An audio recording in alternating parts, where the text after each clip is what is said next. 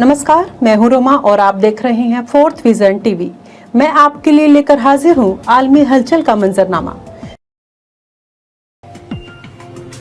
नई दिल्ली, भारतीय संसद ने एक डेटा सुरक्षा कानून पारित किया है। यह कानून प्रौद्योगिकी कंपनियों द्वारा उपयोगकर्ताओं के डेटा के प्रसंस्करण की निगरानी करेगा।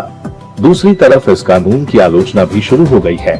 आलोचकों का मानना है कि यह कानून सरकार को निगरानी बढ़ाने के लिए व्यापक शक्तियां प्रदान करेगा। कानून को लाने की तैयारी पिछले 6 साल से चल रही थी।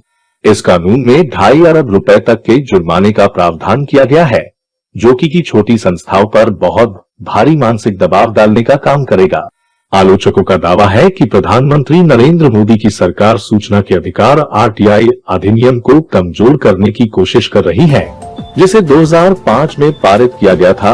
आरटीआई कानून ने सार्वजनिक प्राधिकरणों की पारदर्शिता और जवाबदेही को बढ़ावा दिया था।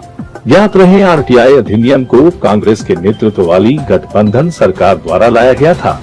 आइए समझते हैं कि और यह नया कानून क्या कहता है। डिजिटल व्यक्तिगत डेटा संरक्षण विधेयक 2023, जिसे संसद द्वारा पारित कर दिया गया है और 12 अगस्त को महामहिम राष्ट्रपति ने भी सिग्नेचर कर दिए हैं।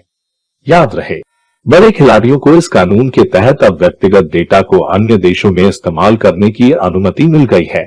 और यह भी ध्यान देने योग्य है कि भारत गूगल और मेटा जैसे अंतर्राष्ट्रीय दिग्गजों के लिए सबसे बड़ा बाजार है।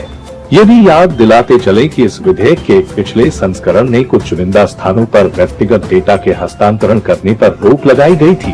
हालांकि इस मसौदे को पिछले साल ही वापस ले लिया गया था और अब इस नए कानून के तहत Bill Gates, Elon Musk, Zuckerberg जैसे दिग्गज तो आपके डेटा का इस्तेमाल करेंगे, मगर आप 2.5 अरब देने के डर से यूट्यूब, फेसबुक चैनल, ओटीटी जैसे प्लेटफॉर्म पर डेटा इस्तेमाल नहीं कर सकेंगे या उसकी कीमत अदा करेंगे। ये नया कानून भारत के अंदर किसी व्यक्ति के डिजिटल डेटा की सुरक्षा करता है और उपयोगकर्ताओं को अपने व्यक्तिगत डेटा को रखने या हटाने का अधिकार भी देता है, मगर दूसरी तरफ सरकार को चुनिंदा डेटा कंट्रोल संस्थानों के लिए इसके अनुपालन को माफ करने की भी अनुमति देता है। ऐसा लगता है कि पश्चिमी एजेंडे के स्लोगन एवरीथिंग अंडर कंट्रोल का फार्मूला भी चरितार्थ हो रहा है, क्योंकि अब सरकार निजी संस्थानों से जानकारी भी मांग सकती है और सतत द्वारा बनाए गए डेटा संरक्षण बोर्ड की सलाह पर उनकी सामग्री को भी रोकने के आदेश दे सकती है। सलाहकार यूनिट को कंप्यूटर संसाधनों या आपके डिजिटल मंचों की सार्वजनिक पहुंच को रोकने का सुझाव देने के लिए एक सिस्टम भी बनाया गया है।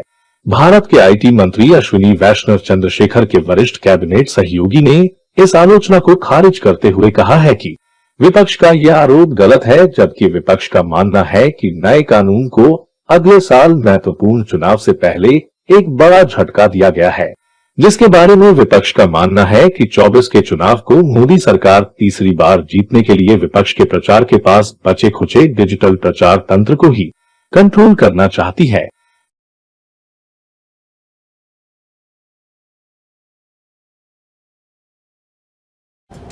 लगातार आलमी खबरों के अपडेट्स के लिए बने रहे फोर्थ विजन टीवी के साथ।